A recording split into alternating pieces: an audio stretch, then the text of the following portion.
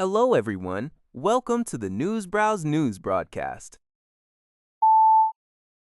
Al Jazeera reports that on the 76th day of the Iran war, U.S. Vice President J.D. Vance has indicated that progress is being made in negotiations with Iran to end the conflict, even though President Donald Trump rejected Tehran's latest proposal as unacceptable.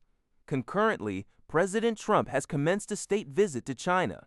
In Iran, Brigadier General Mohammad Akramai Naya affirmed the military's highest level of readiness and warned against retreat, while Foreign Minister Abbas Araghi cautioned states against colluding with Israel.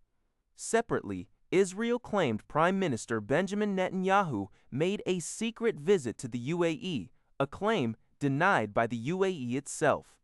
Meanwhile, in Lebanon, Israeli airstrikes have continued intensely, with the Ministry of Public Health reporting 12 deaths and over 10,000 homes damaged or destroyed.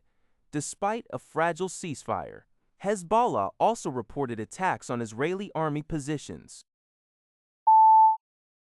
According to Thai Sounds, Reuters reported on May 14, 2026, that the sale of Nvidia's H200 AI chips to China has stalled despite U.S. approval.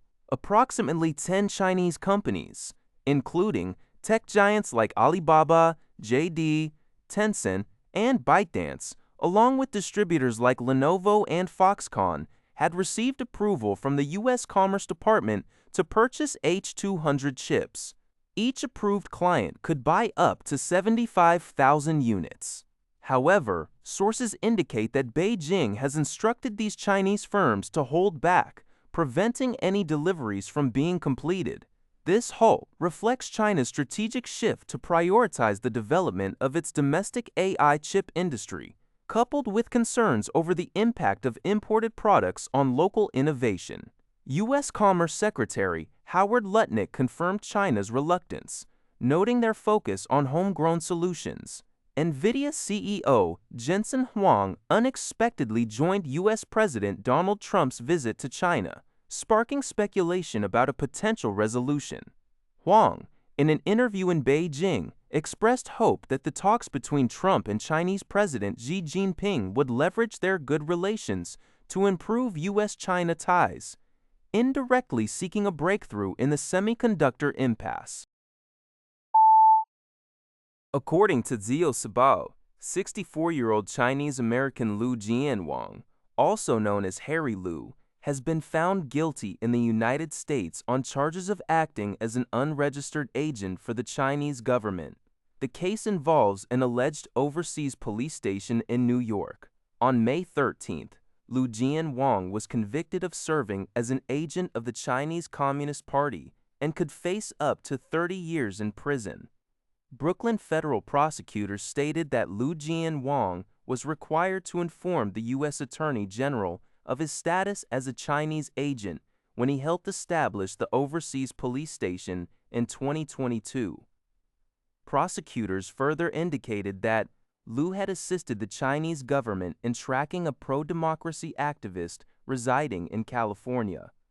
Lu Jianwang was arrested in April 2023 and pleaded not guilty to 3 felony charges, including conspiracy to act as an unregistered foreign agent, acting as an unregistered Chinese agent, and obstruction of justice.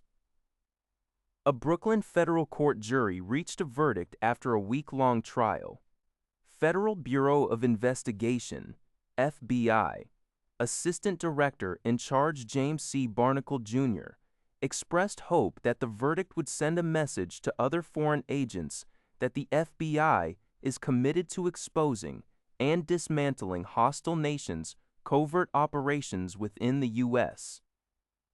The Chinese government has dismissed the allegations as fabricated attempts to discredit China.